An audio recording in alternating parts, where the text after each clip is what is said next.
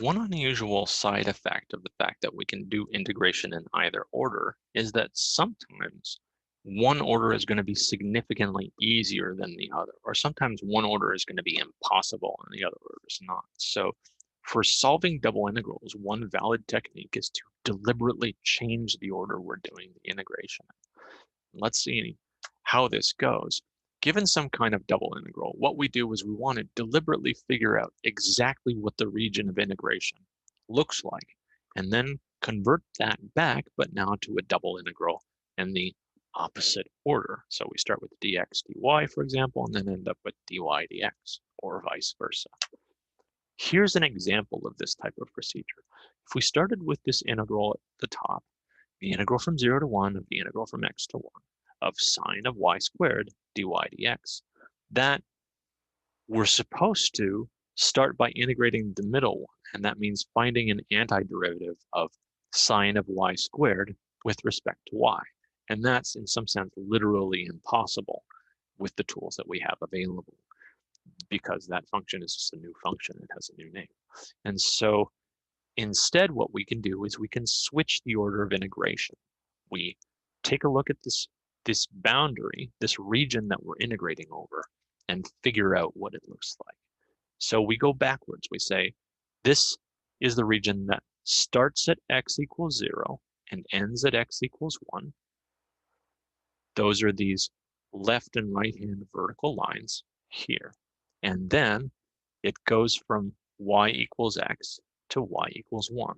So y equals x is this diagonal line, and y equals 1 is this horizontal line. So that's the first thing we do, is we carefully figure out what region of integration we're getting. In this case, it's this triangle here. Then we take that triangle and we deliberately turn it into a triangle evaluated in the opposite order. We figure out what are the biggest and smallest that y can be. The smallest that y can be is this bottom line, y equals 0 at the corner of the triangle.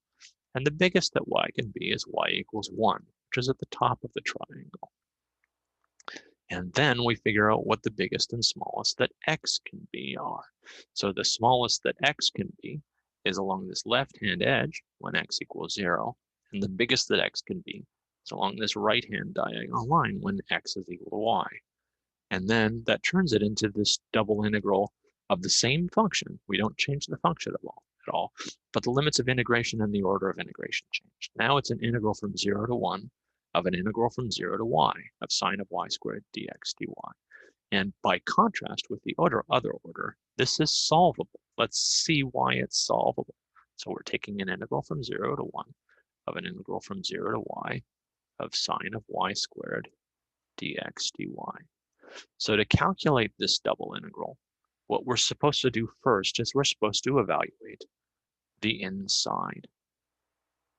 So to evaluate the inside, we're supposed to take an antiderivative of sine of y squared with respect to x. And this doesn't depend on x. This is a constant with respect to x because it only involves y.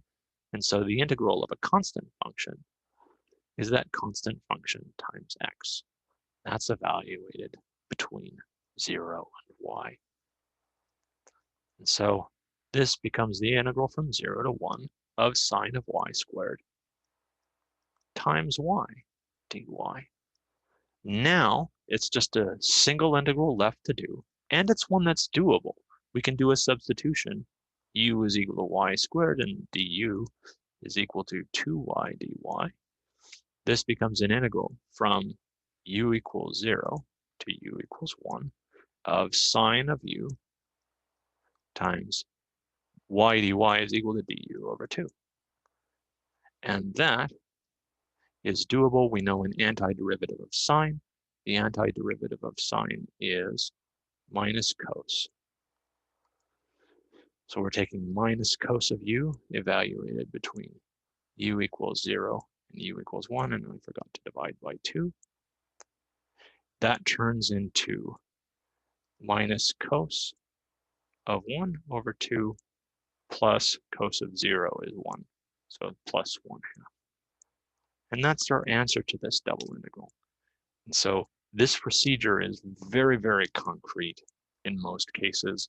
We just have to be careful and very carefully figure out how to switch the order of integration.